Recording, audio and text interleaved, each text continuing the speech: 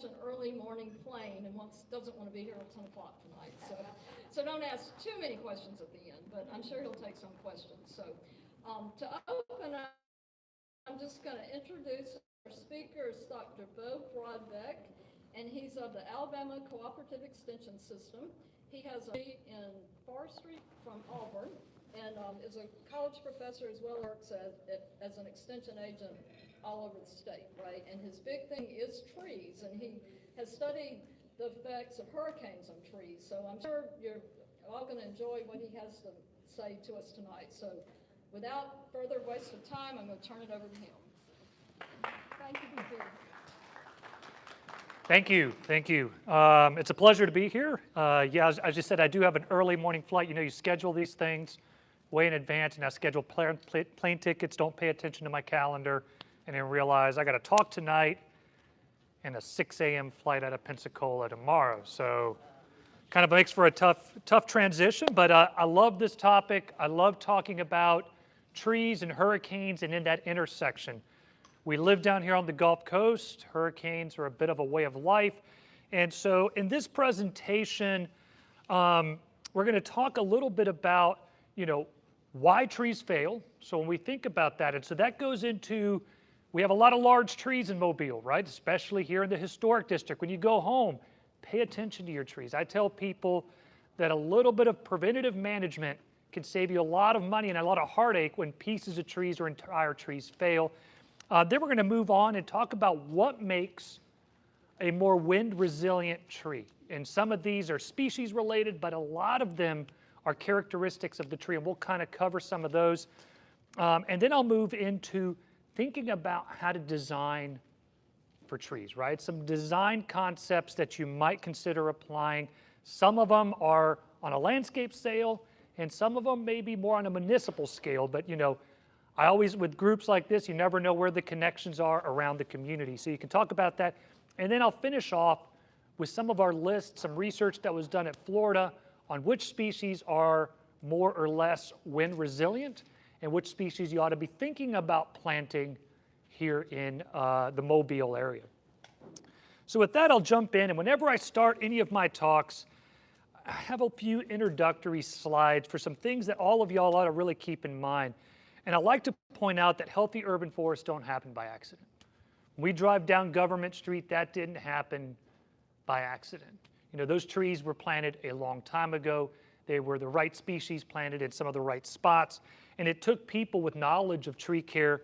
It took policy within our communities aimed at protecting trees. And it's something that we really struggle with today as we're having, you know, increasing development. Baldwin County and Mobile were some of the fastest growing regions in the state.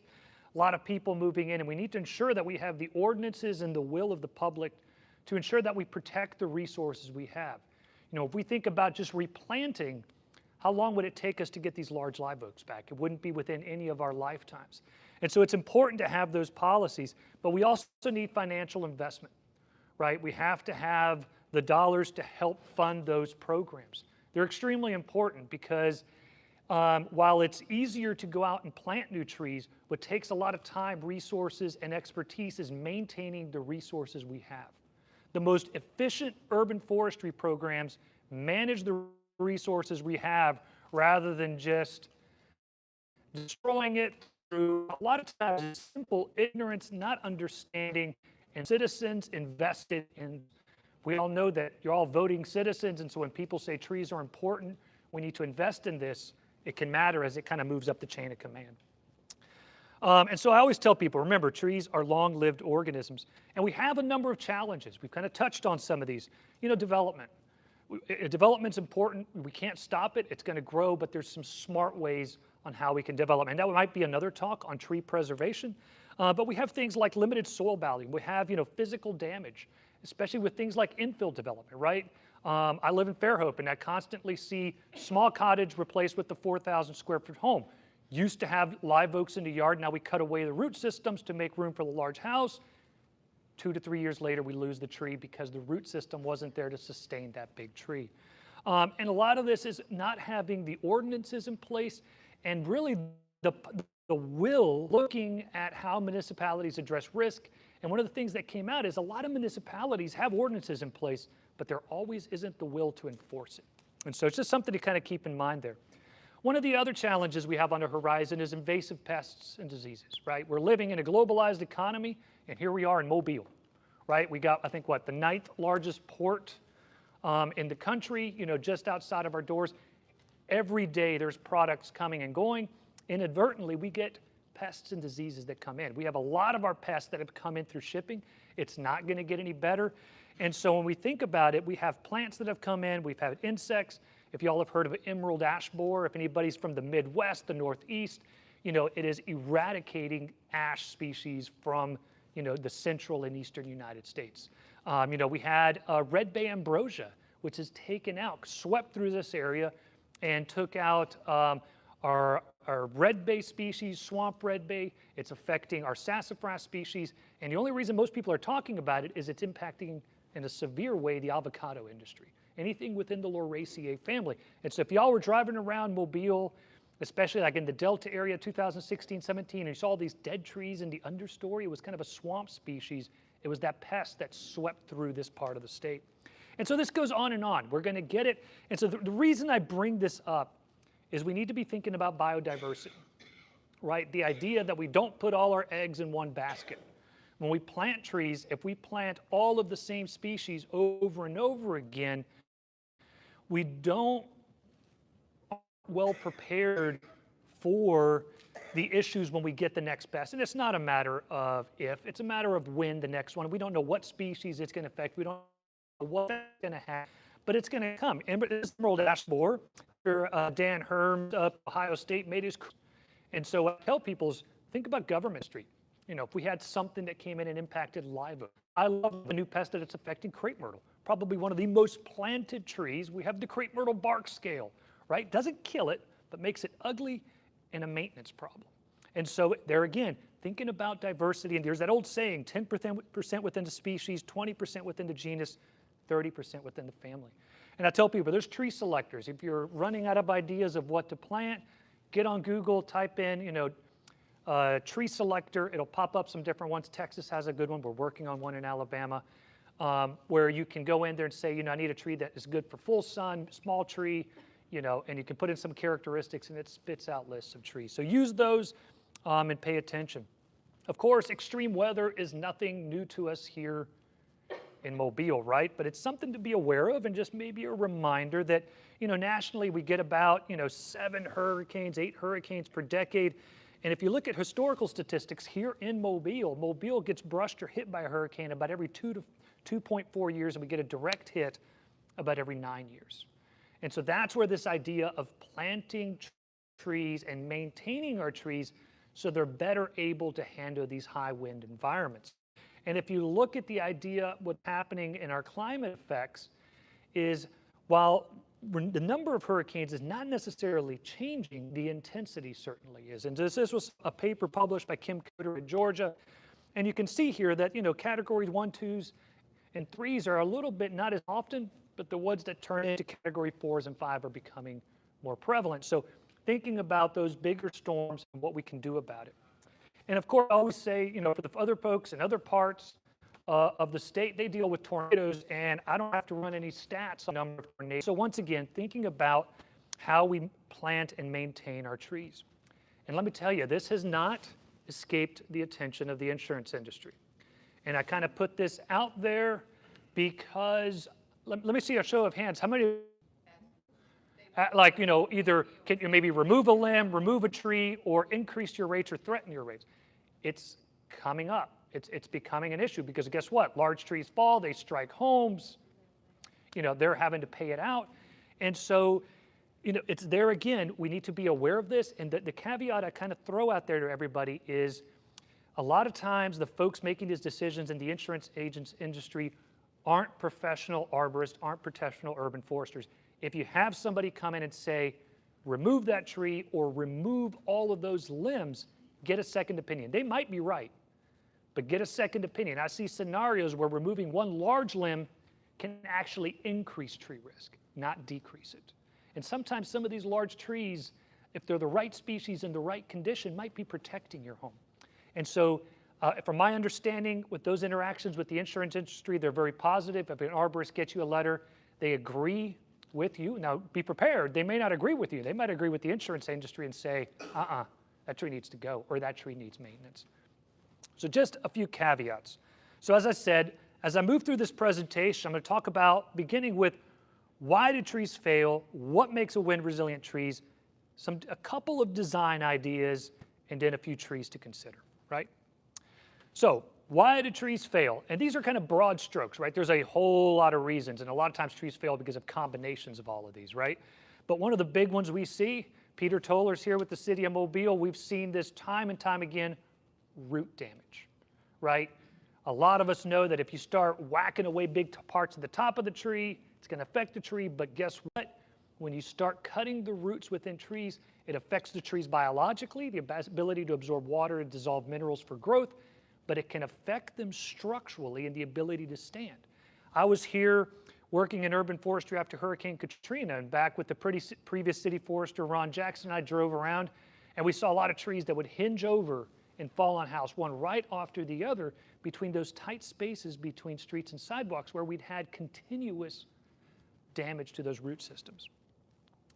And so I throw this picture up so that we have a better understanding of what roots look like in trees. A lot of times there's a lot of information based on hearsay and convenience out there. And people will say, well, you know, the roots look like a mirror image of the above ground portion of the roots. You got these big, deep roots that go down deep and they're tapping into some aquifer way down there. You know, not really the case. 80 to 90% of a tree's root system is in the top 18 to 20 inches of the soil profile. So when I have a builder or a developer or the guy installing your irrigation system and he says, well, you know, I only went down 10, 12 inches as I trenched under those trees, you might have gotten a lot of that tree's root system, right? And it's going to tell you that canopy is going to die up top. And if you got close enough to the trunk of that tree, it could become a risk factor. And so I point out that for a risk factor to be there, you have to get inside, you know, really once it gets inside what we call the root plate. And I love the analogy of a wine glass on a dinner plate, where the dinner plate's that extended root system. You cut away a piece of that dinner plate, you cut away the capacity for that tree to absorb water and minerals, you'll start to see it in the canopy.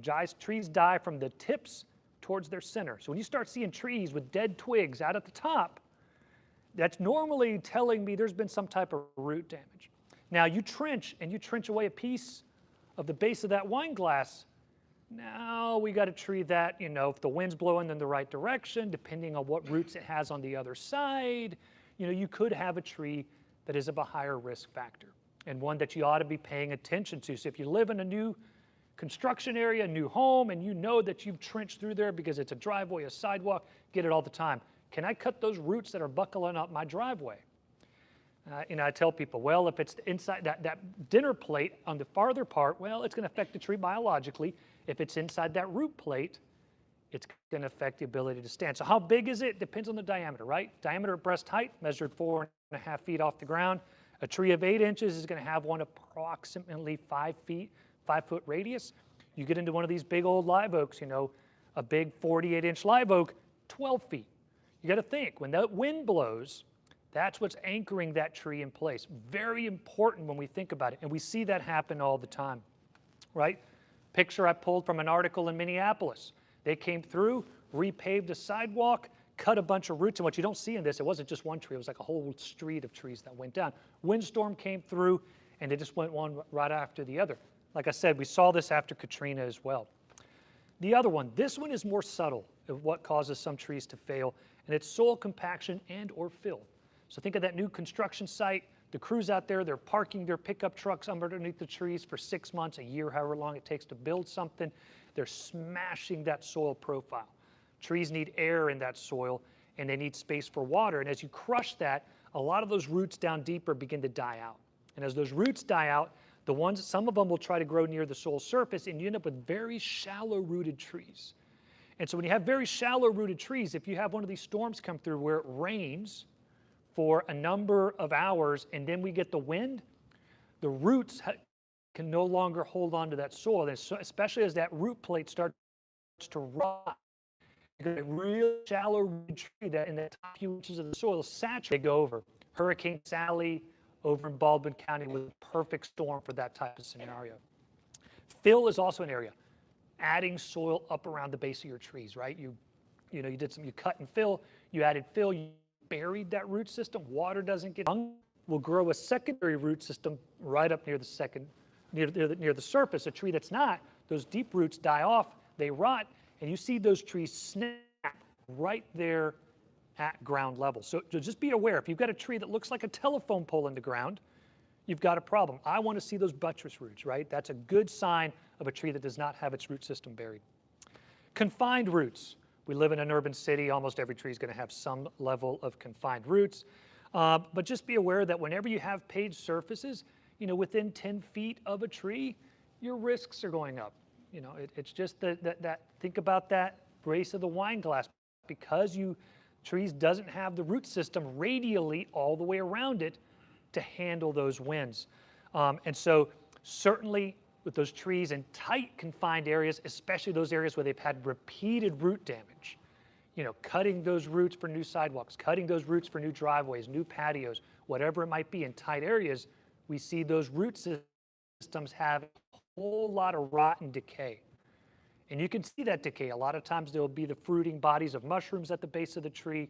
A lot of times there'll be carpenter ants at the base of the tree. There'll be different signs that you're looking for that there's a lot of rot in your tree. You're seeing this, great time to call an arborist, take a look at that tree.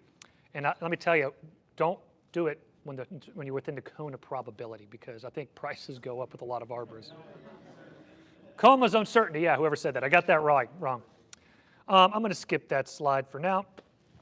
So soil failures, I already kind of talked about this. The other reason we see trees fail, this was Hurricane Sally over in Baldwin County, prolonged rain followed by high winds. It is a recipe. Those trees rock, especially those shallow rooted trees rock back and forth.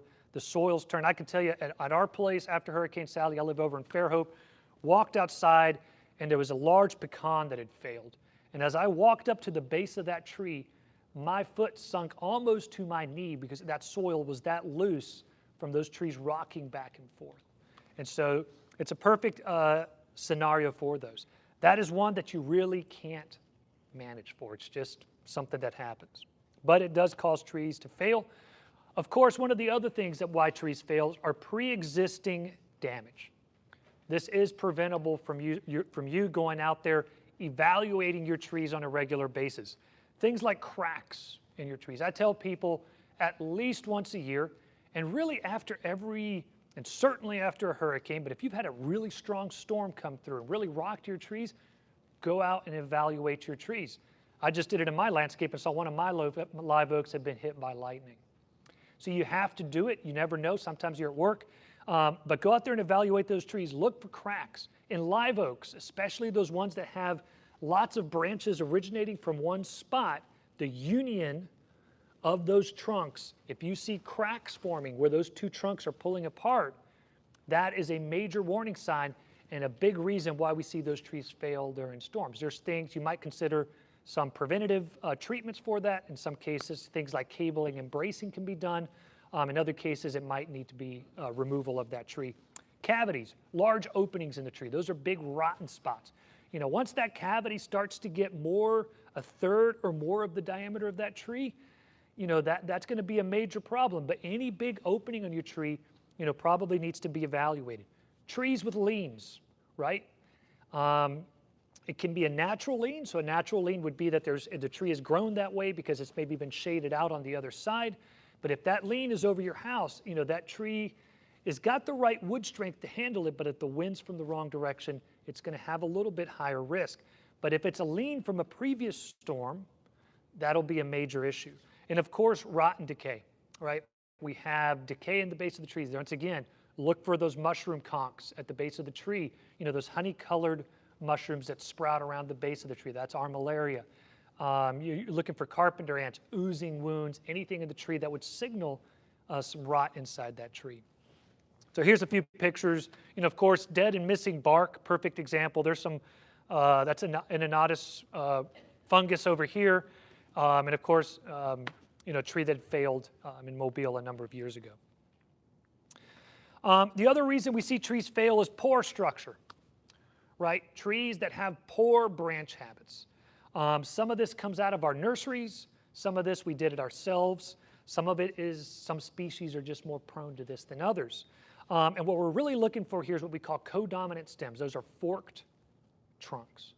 So whenever you see forked trunks, especially forked trunks that have what we call included bark. So when you see a forked trunk that has more of a V union, a lot of times as the tree grows, it looks like they grow together, but you have what we call included bark that's in there. And over time, you get moisture in there, you get rot in there, and as they grow larger and larger, there's the possibility for one of those to peel away. So it's one of those things, when you see big included bark, it's something that has caused trees to fail. We see those go over a lot. There's one right there. That was in my parents' landscape, right there. Included bark, you can see the tree had grown together all the way to here. This bark was trapped inside. Storm came, it came over. This is a tree up at Auburn. There was a big limb that had included bark, and it peeled away. I'm going to skip. Well, I'll tell you, this is a maintenance problem that I'll talk about. Be very careful if somebody sells you something called, making your tree, hurricane pruning your trees. There are techniques that we can use to prune our trees in certain ways to reduce the effects of wind on our canopy. But it takes a certified arborist who knows what he's doing to do that. What I oftentimes see done is what this picture here that I got from Dr. Gilman at Florida, which is what we call lion's tailing, where you remove all of the interior branches, you push all the growth to the outside of the tree. And so that's a problem. And so if you kind of look at it, it looks like the wind ought to move through it better. But what you've basically done is we haven't really understood some new research that's come out over about the last 10 or 15 years of what we call mass dampening in tree biomechanics, how trees move in the wind. And what we found is that as the wind blows, those smaller branches and leaves move and oscillate in different directions, and they shed the energy of that wind. As wind speeds pick up, larger limbs, especially those interior limbs, start moving in opposite and opposing directions, helping shed that energy. And it takes a lot more wind for that energy to be translated to the trunk, to the branch, for the branch to start moving and eventually down to the trunk of the tree. And so when you've removed that interior stuff, it's like cracking a whip. The branches are doing this, and they snap halfway. And so it's a major challenge, and so just be careful when you're having any type of that done. I also see that happen when somebody's worried about not getting enough shade, under their trees, and they remove a lot of those interior limbs so that we can get grass under our trees, which, I prefer trees over grass. So I don't know if it's the last one, but the last thing of why trees fail, and this is one that's very critical, are, site changes on your property or in your landscape or even in your neighborhood where your tree is now more exposed than it ever was before to the wind. So it's the idea that, a tree that has always grown in a forest setting surrounded by other trees is pretty wind resilient. The whole system works as a unit. But all of a sudden, if you have that tree that always had trees all the way around it, and you remove those trees, now you have a tree, and we're going to talk about this here in a minute, you have a tree like we have here on the right, where the canopy is way up high, and just like we were talking about with the pruning, we have, as the wind blows, the tree is going to bend halfway between the canopy and the roots, and when we raise that canopy higher and higher, the bending moment moves up here, and these snap right here.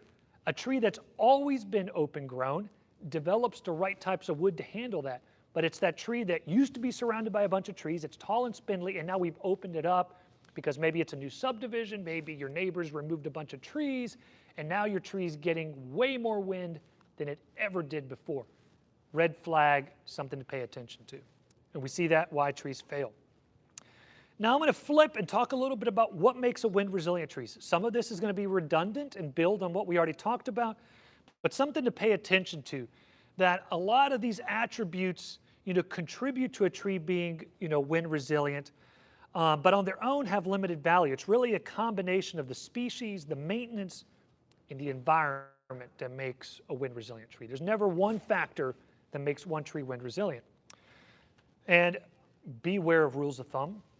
So when everybody says, certain species are wind resilient as other species aren't. That's true sometimes, but there's a lot of times that it's not. So just be aware of that. It's a lot of factors that make one tree, where in some cases, the nurseries that aren't as good, they tip tops out of them to give us that nice lollipop shape. And when you tip the top out of a tree, just like when we top our crepe myrtles, you're going to get a flush of growth. And what's that flush of growth look like 120 years later? That's what it looks like. You know, that's probably chest high. Somebody tipped it right here. We get these branches, and now we get included bark. And whenever you have too many branches at one union, they tend to fail. And this is also a species, you know, the good branch attachment. Maples are opposite species, right? That means they have opposite leaf arrangements. So every time you look at a maple is going to go up and fork. That branch is going to go up and fork, up and fork. Not that I ever recommend anybody plant many maples unless you can get one of our native maples, which are hard to get down here. But we know that poor branch attachment does not make for, you know, a good species. We want to see branches that have a nice U shape is really what's ideal. Branches at 10 and 2 o'clock angles is ideal. So, you know, part of this is a species issue, part of it is a maintenance issue. You know, corrective pruning within our trees. That's why, you know, I have a webinar series, if you ever watch it, we named it Raising Trees. Because, you know, we just don't throw them out there and they grow. We are growing trees in our towns and cities, which means, you know, they're serving a purpose. They're shading our landscapes, they're beautification, they're cleaning our air, they're doing all these things, and they require maintenance. We can't just put them out in the woods and forget about it.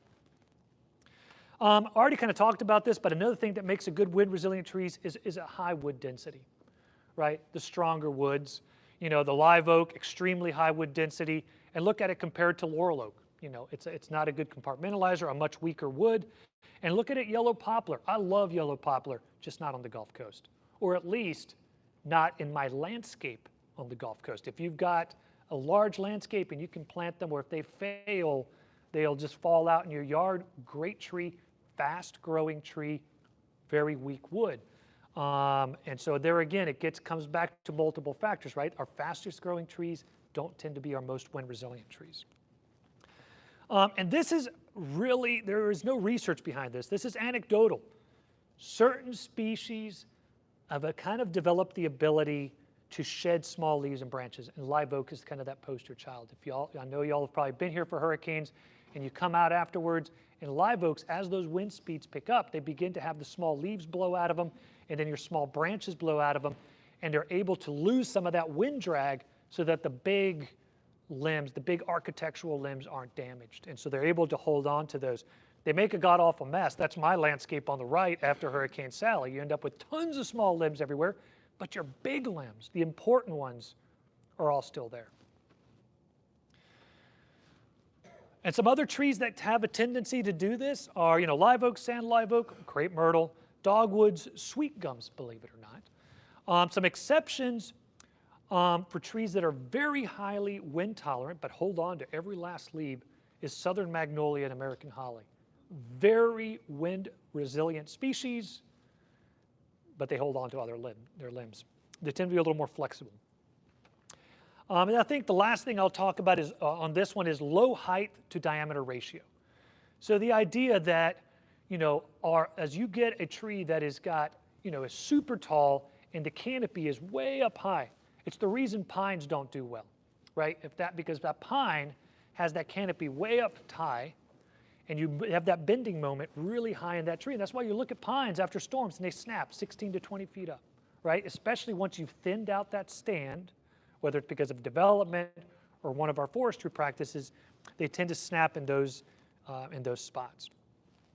And so it's the idea that, you know, a lot of our trees with these, you know, small canopies way up high are forest-grown trees. They did that naturally. They shed all their lower limbs because there was competition within the forest, right? If they grew low limbs, they would lose them.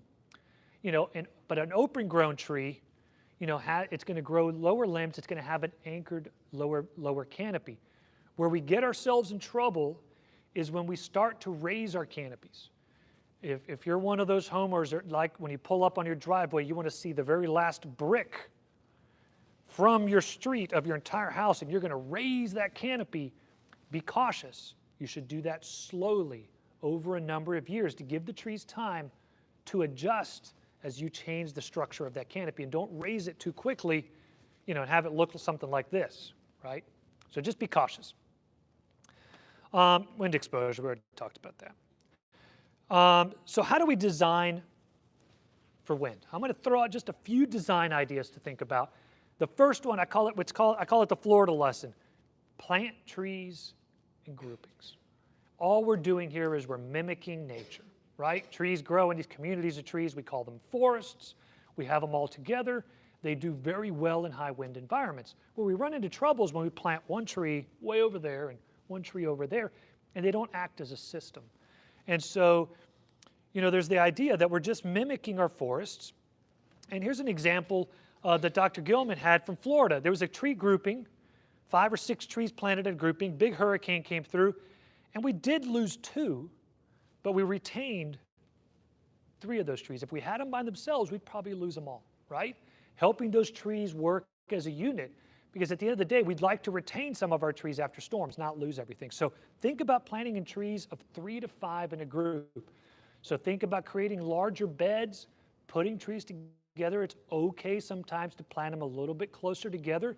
It'll shade out the growing space below ground, right? And so the idea that large trees are going to need about 1,000 to 2,000 cubic feet of soil. And we see this getting wrong all the time in new development, right? How many times have you all seen live oaks planted in those tree coffins that are about yay wide by yay wide? I mean, you're not going to grow a tree very well. So thinking about enough underground space for those trees to survive.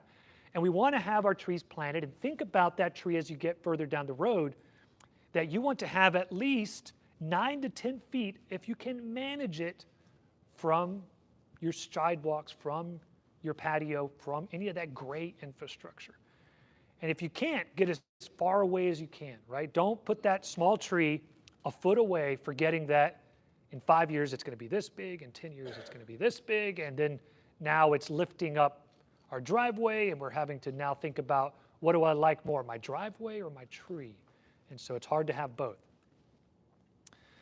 And so, one of the design things to think about is, plant small trees. If you got small spaces, we got a lot of small trees out there. Plant that small and medium-sized tree in there.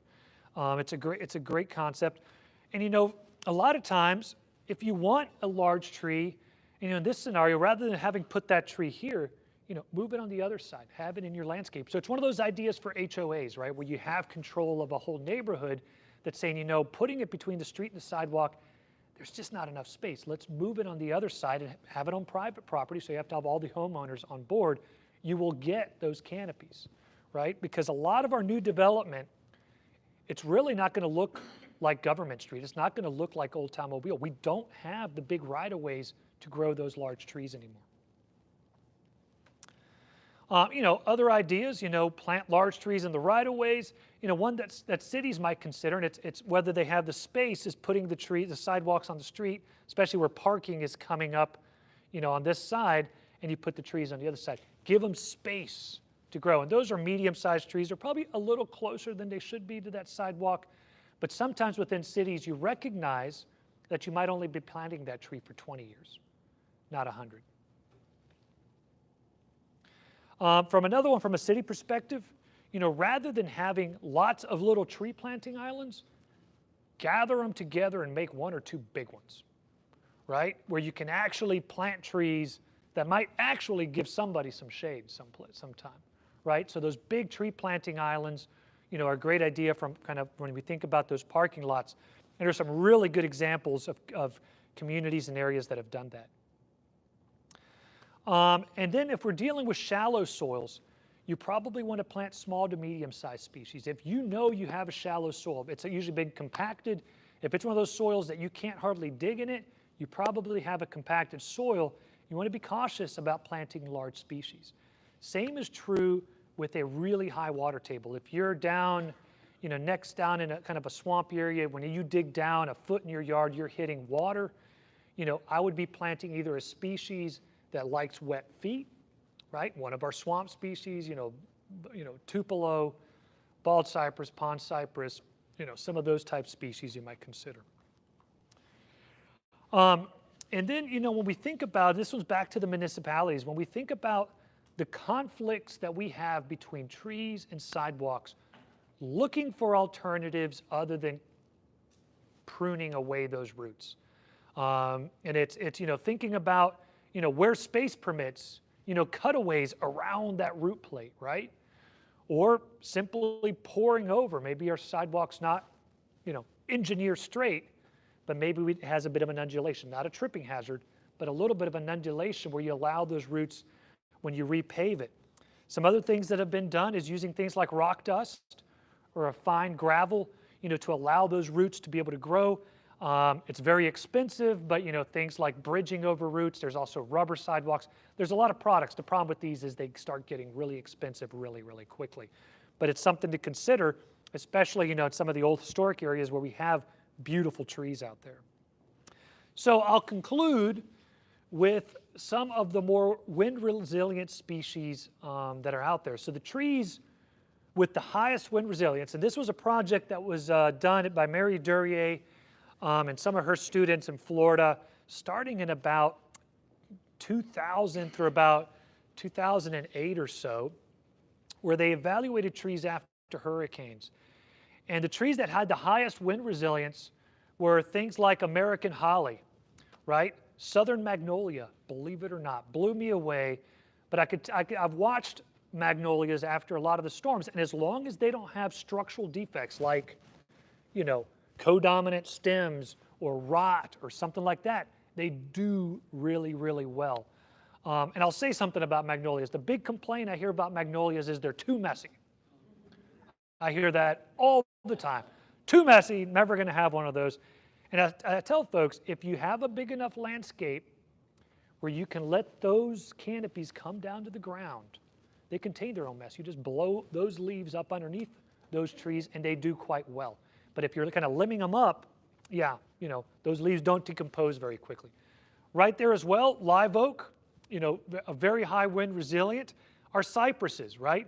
Bald cypress, which, the Mobile Delta, it's full of those. Pond cypress is a really cool tree as well. It's more of a conical shape, a little more erect, a little bit narrow canopy. Theoretically not supposed to produce knees, right? Remember, one of the issues with bald cypress is if you get it in a wet area, it's going to produce those knees that can make a real problem for mowing around it. And what's interesting about both pond and bald cypress, that because they're swamp species adapted to low oxygen environments, right? When you think about a swamp with this soil that is saturated with water all the time, there's no oxygen. Tree roots need oxygen to grow. And so when we think about our compacted soils, right, the soils where the heavy equipment is gone back and forth several times, what happens is we crush that soil and we crush the airspace out of it. Because those are swamp species also do well in compacted soils. So it's, they do pretty well. So it's something to consider. Not a very big tree, but a cool one if you can find it is sparkleberry. And then kind of one of our other neat natives here is Dahoon holly, right? Those are the trees that were at the top of the list, the most wind resilient trees that are out there. Now, some trees that were more in the medium wind resilience did a little bit better, still wind resilient, but not as good, were river birch, great tree, probably well overplanted nowadays. Sweet bay magnolia, a tree I really like. I'll show you a picture of that one in a minute. Florida sugar maple. It's one of the maples that we have natively down here. Don't plant a lot of the red maples, the silver maples, any of those maples. They are not adapted to our climate. They have pest diseases. They're going to die before they get big enough to fall on anything. They're just going to be a nightmare of a tree. But if you can find something like one of our Florida sugar or one of our swamp red maples, they're going to do quite well. Sweet gum, believe it or not, people either love or hate it. They hate the sweet gum balls. Once again, has a bit of that conical shape to it. Saucer magnolia did quite well. Black tupelo, which I think is a really neat tree that is starting to be planted more and more out there. We have it in the Mobile Delta. Really cool tree. They look a little awkward when they're young. Swamp chestnut oak, another really good one. Shumard oak, post oak, and I'm trying this one out in my landscape, winged elm.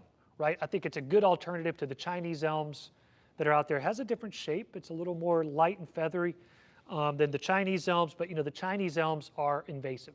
Or not quite, but they're on the invasive watch list, meaning they're going to start getting out and taking over some of our natural habitats. Trees you probably ought to be cautious with. Some of these are not going to be surprising, right? Yellow poplar is one of those, grows really tall. And I said down here, you're going to see the tops blown out of a lot of yellow poplars, right? They get up, they grow really fast, tops blow out. Pecan, not a big surprise. If you have pecans, you've seen them drop limbs. I have a pecan orchard behind my house. We lost like 50-something pecans in Hurricane Sally. Southern red oak doesn't do all that great. That's unfortunate. It's a great tree, but it's not very wind resilient. Water oak, not a surprise. Laurel oak, not a surprise. Chinese elm, remember that vase shape. Big canopies, right? They catch too much wind, they're going to go over. Red cedars, once again, dense canopies don't do real well.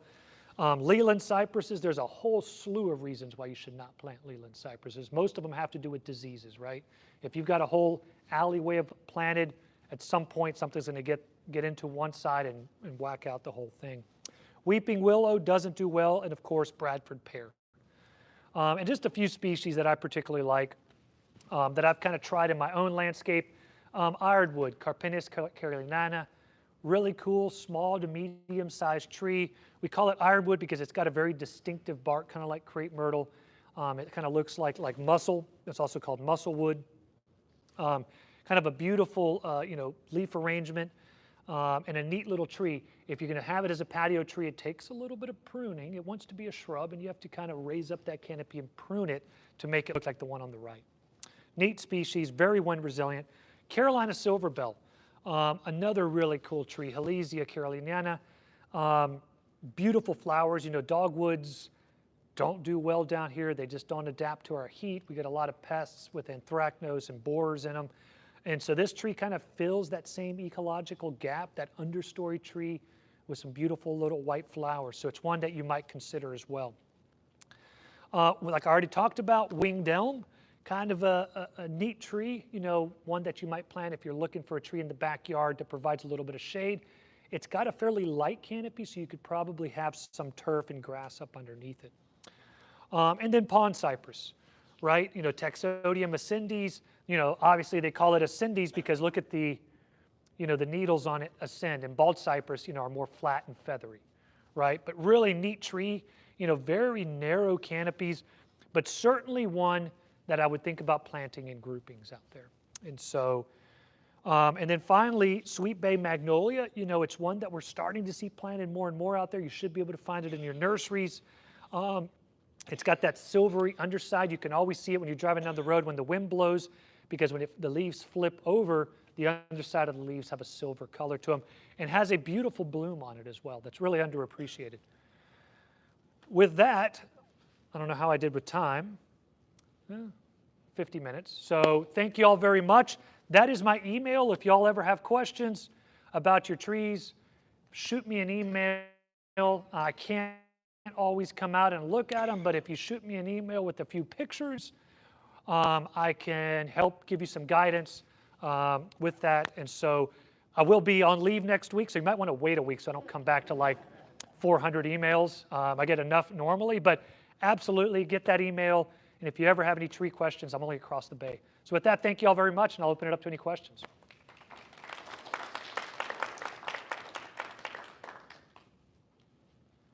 Yes, ma'am. I have a neighbor that planted a tree right at our property line, and I didn't really want a tree there. And so it's a very common flowering tree. And so anyhow, on my side, I've been cutting all the branches as they appear. And it really looks weird, but anyhow. I don't think I'm damaging the tree. Yeah, I mean, it depends on the species, depends on how close you're getting to it. Yeah, I would have to know the species. I mean, probably if it's still young, probably not terrible. But as the tree gets older, it could lead to some decay issues. The tree law, you do have a right to prune on your property line straight up as it grows over. At some point, if that tree is going to get big enough, something to remember about trees as far as legal, and I'm not a lawyer, by the way, but as soon as any part of that trunk crosses the property line as it grows. So it used to be on their property, but they grew it either. It is now a shared tree. So both of you have responsibility for that tree. So just be aware of that. It's one of those little funny things that happens. It might have been your tree at one time, but now 10, 20 years later, it's a shared tree. And so both parties have to agree before you remove it and do that kind of stuff. And the other thing with pruning, especially limbs and especially roots, the law is a little weird that you do have the right to whack away those roots underground. It's really not a great idea. But there is this kind of caveat that says as long as you don't do irreparable harm to that tree. And the problem with that is highly subjective, and and so it's one of those things that just be aware of that. It's better to work it out. We just did a whole conference up in Birmingham on tree law because it gets complicated and nasty, and it's better to work out things with your neighbors. So, yes, ma'am. I was having magnolias trimmed in my yard, and now they charge you $75 for each tree. If you have like 5, you only have to pay for 3. But trimming them, you have to pay a $75 fee for each tree. Who are you paying? It was a city that they put us. That's a question for me after the meeting. Okay. The city forester's right here, Peter Toller, and so I'm going to. Yes, ma'am. Well, they weren't my trees, but it was coming over my roof, and I had an experienced gentleman that done it before, but he said they had raised the fee. It was years ago, it wasn't as expensive, but now it's $75 per tree. Yes, ma'am. After the meeting, I'll tell you. Yes, sir. We have huge numbers of live oaks. I do a lot of walking around this neighborhood, and they tend, sometimes the sidewalk is like a ski jump. Yes. Go up and does all kinds of crazy things. It's hazardous, and are there things that you can suggest to the city or to the powers that be of how to come in with those sidewalk replacements and not, I see it's dangerous just to dig down and to kill a bunch of roots, but it's going forward because people get hurt walking, tripping on them, and there are solutions. The issue sometimes is probably budgets to fix them all. We got a lot of, it's a city as old as Mobile with as many large trees. You got a lot of large trees out there, and Peter probably knows his budget pretty well. But the thing to kind of there's things like as you replace certain sections, pulling it up and either repaving and having a little bit of undulation. Doing things like the gravel, can certainly work. We have some of the rock dust. You do cutouts, around those trees. What you don't want to see is grinding out those roots, because that'll, biologically the trees will fade, and then in the next storm they'll potentially go over. So there are solutions, but it's a budget issue. And so, but the rock dust, some of the pictures I showed there, try to do cutouts where space allows. There's products out there like rubber sidewalks, bridging, but they all come at top dollar. So it is a big challenge. Other things that I've seen done that are maybe in certain scenarios is where you have those ski jumps, they can sometimes grind down that part that's sticking up and make it less of a tripping hazard. So anyway, so yes, ma'am. You mentioned at the beginning insurance companies. Yes. We were just shopping for some insurance companies, and they even offer you a discount when you cut off trees, where we were kind of shocked. We want to protect our trees, and then how can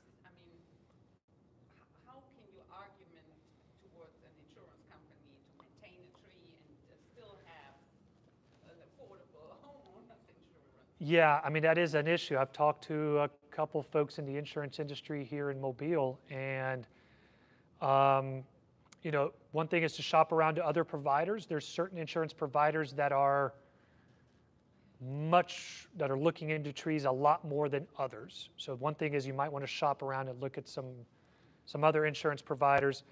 The other is, if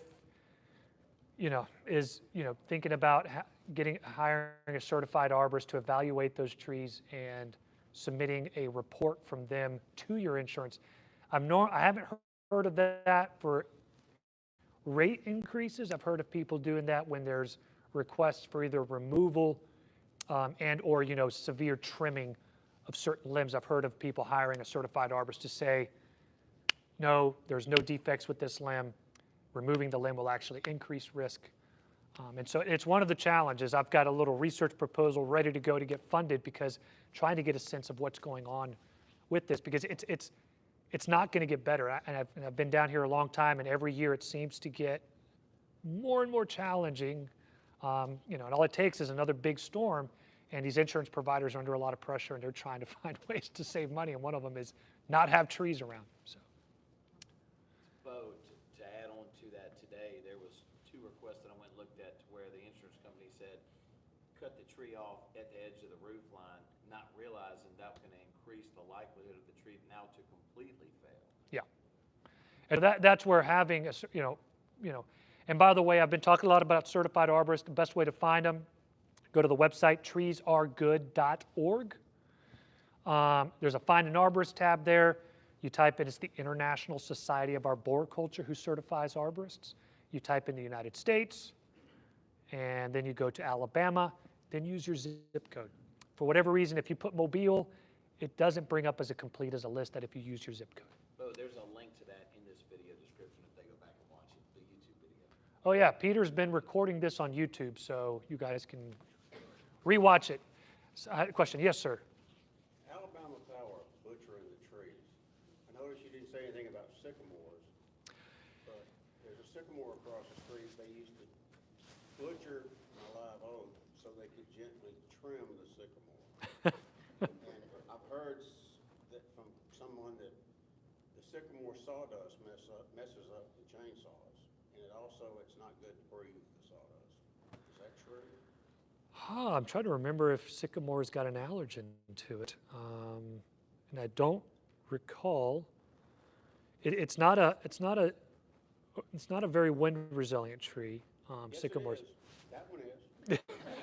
Well, like I said, when I throw these things out there, you got to be careful with rules of thumb, because I'll say this is the least wind resilient tree, and you've seen one that survived every hurricane for the last 30 years, right? There's a lot of factors that go into wind resilience. It's not just species, and I've seen. There since, I think, the 30s. Yeah, with the utility companies, there's always conflicts there that you have to manage. And I tell people, if you can build a relationship with your utility company where you can work it out, and you have to remember, we all like our air conditioning, we all like our heat, and they have certain areas that they need to trim back to. They have the legal right to do that. But sometimes recognizing that maybe sometimes we have the wrong tree in the wrong place.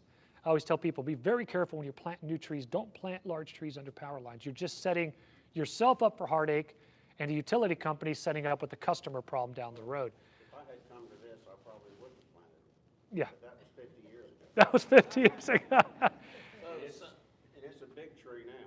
Yeah, and To answer his question, what we're doing now, they're mailing out cards for neighborhoods to say they're going to be there in the coming months. You can reach out to Bo, reach out to me if you have a concern, and Eric with a power company will actually meet them on site to hear their concerns.